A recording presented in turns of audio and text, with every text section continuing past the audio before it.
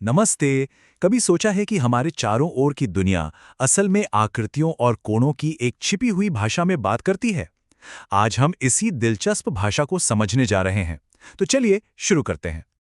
तो ये सफर एक सीधे से सवाल से शुरू होता है। ये कोण आखिर हमारे आसपास हैं कहाँ?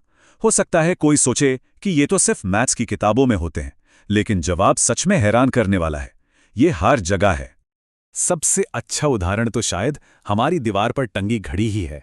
सोचिए, जब 3 बजते हैं तो घंटे और मिनट की सुइयां एक परफेक्ट एल शेप बनाती हैं, जिसे हम समकोण या 90 डिग्री का कोण कहते हैं। और 6 बजे वे एक सीधी लाइन बन जाती है, यानी 180 डिग्री। घड़ी का हर एक टिक असल में एक नया कोण बना रहा होता है। और ये सिर्फ चीजों में ही नहीं, हमारे शरीर में भी है। जरा अपनी कोहनी को देखिए। जब बांह को मोड़ा जाता है तो एक छोटा तीखा कोण बनता है, जिसे न्यून कोण कहते हैं। और जब उसे सीधा करते हैं तो कोण बदल जाता है।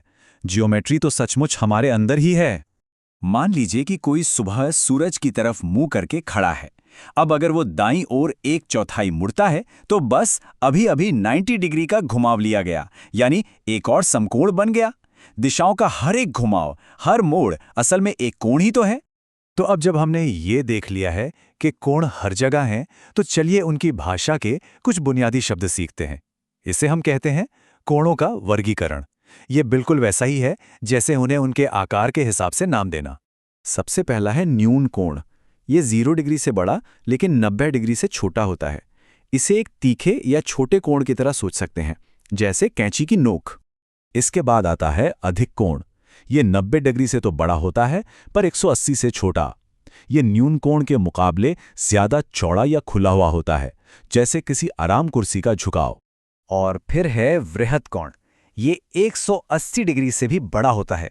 ये किसी भी मोड़ का बाहरी बड़ा वाला हिस्सा होता है, जिसे हम अक्सर नजरअंदाज कर देते हैं। ठीक है, तो एक छोटा सा टेस्ट हो जाए। सोचिए, 210 डिग्री का कोण क्या कहलाएगा? क्या ये न्यून कोण है, अधिक कोण है, या फिर वृहद कोण? अगर वृहद कोण सोचा है तो ये जवाब बिल्कुल सही है, क्योंकि ये 180 डिग्री से बड़ा है। बहुत बढ़िया। इससे पता चलता है कि ये वर्गीकरण कितना आसान है। अब कहानी और भी दिलचस्प हो जाती है। कोण अक्सर अकेले नहीं होते, वे जोड़ों में आते हैं और उनके बीच कुछ खास रिश्ते होते हैं। चलिए इन संबंधों को समझते हैं। सबसे पहले हैं आसन्न कोण। सीधे शब्दों में कहें तो ये वो 2 कोण हैं जो एक दूसरे के ठीक बगल में होते हैं।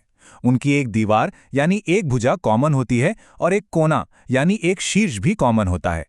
अब रैखिक युग्म एक खास तरह के आसन्न कोण हैं। जब ये 2 पड़ोसी कोण मिलकर एक सीधी रेखा बना दें तो हम उन्हें रैखिक युग्म कहते हैं। और इसका एक बड़ा ही सरल नियम है, इनका जोड़ हमेशा 180 डिग्री होता है।